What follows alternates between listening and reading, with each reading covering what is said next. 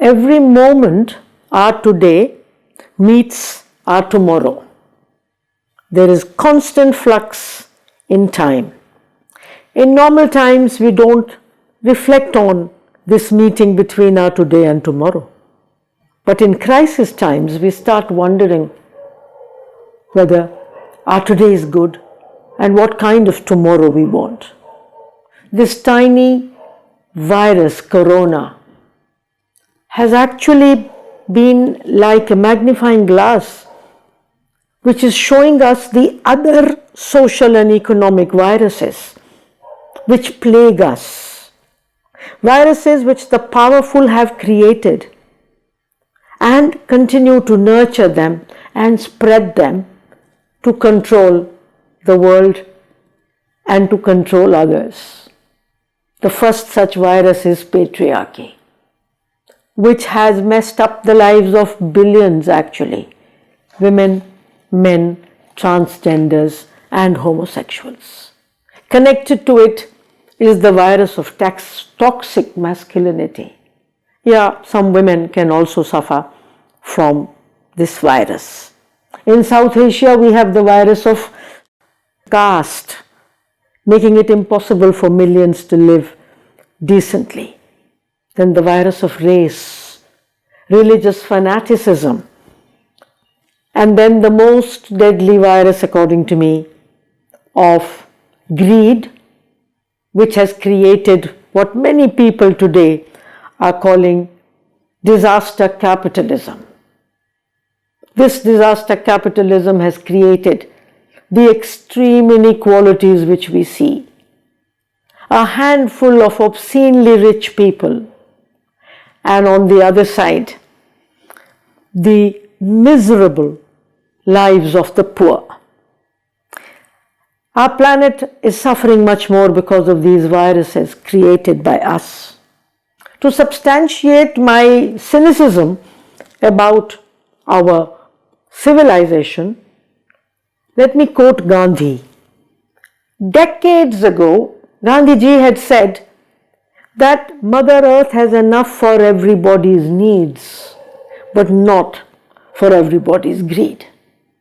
When someone asked Gandhiji if he would like India to have the same standard of living as that of Great Britain, he said that tiny country had to exploit half the world to have its standard of living. How many globes will India have to exploit? And once somebody asked him what Gandhi thought of the Western civilization, and he smiled and said, yeah, it will be a good idea. The man had a sense of humor. Our leaders who are in control today obviously did not follow Gandhi, but they created a lot of statues of Gandhi all over the world. We do the same.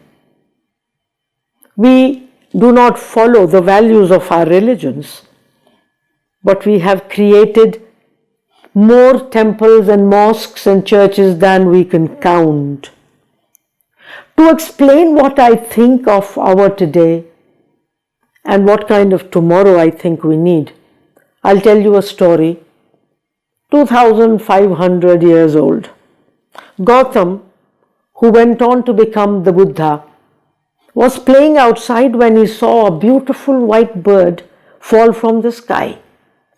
He rushed to the bird, picked it up and saw that an arrow had pierced his chest. He picked up the bird, took the arrow out and started reviving the bird with the help of others when his slightly older cousin rushed in and said, "Hey Gautam, give me my bird." "Your bird? It fell from the sky." "Oh, come on, that arrow, that's mine." "Oh," thought Gautam and said, "that arrow is yours. You wanted to kill that bird." "I want the bird to live. The bird belongs to me." This story sums up everything for me. The cousin represents some of our present day leaders and the corporates, for whom there is this syndrome called limitless greed syndrome. They are obsessed with their love of power and control.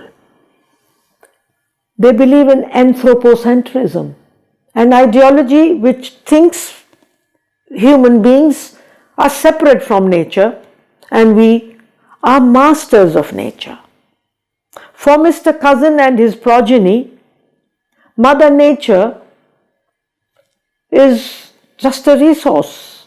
Our sacred rivers and lands and waters and oceans, they're all natural resources. Human beings are human resources. Our social relationships, our social capital. Everything in the service of profit. Profit over people and life itself. For profit, they plunder and poison nature, pollute, they colonize entire nations, kill millions. Education for profit, health systems for profit, junk food for profit, weapons for profit. On the other hand, Gotham represents the thinking that human beings and nature have to live together. Gotham represents love, nurture, care, karuna.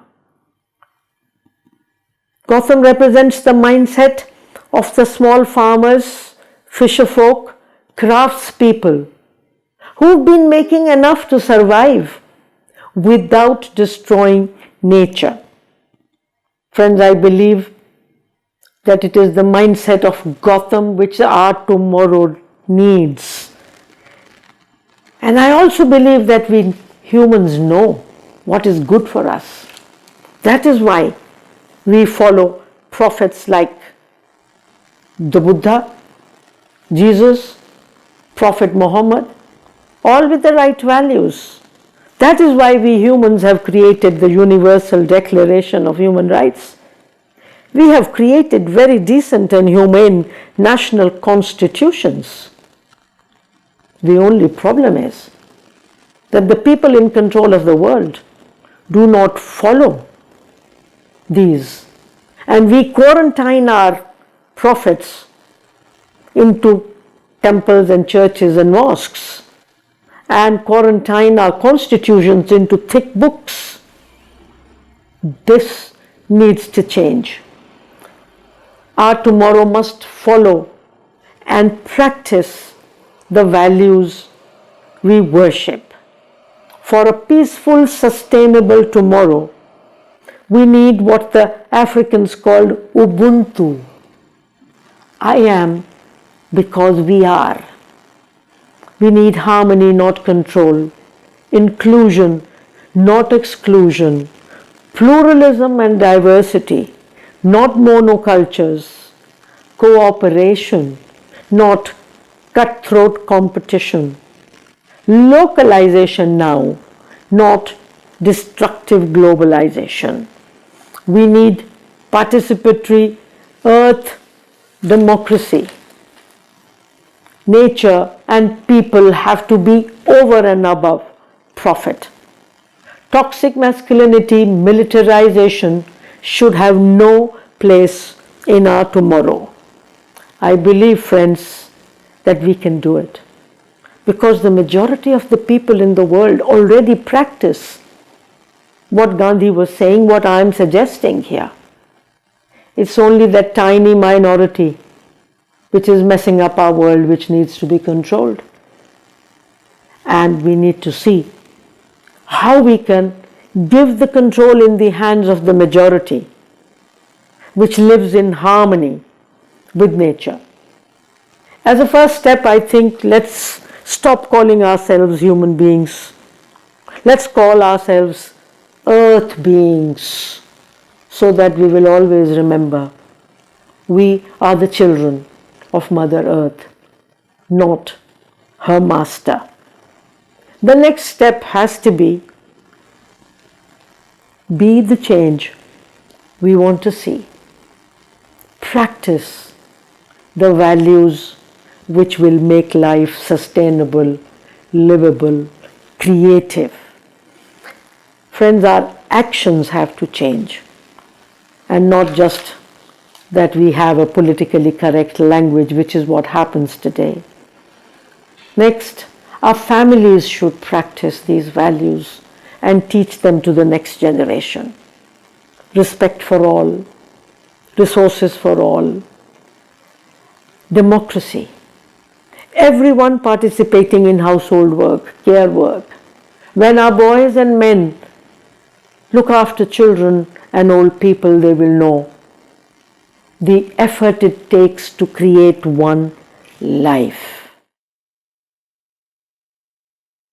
The values of our constitutions should be sacred, friends, and these sacred values should inform our politics, our economics, our relationships with others. And one last statement, what our tomorrow needs is power of love, not love of power and control.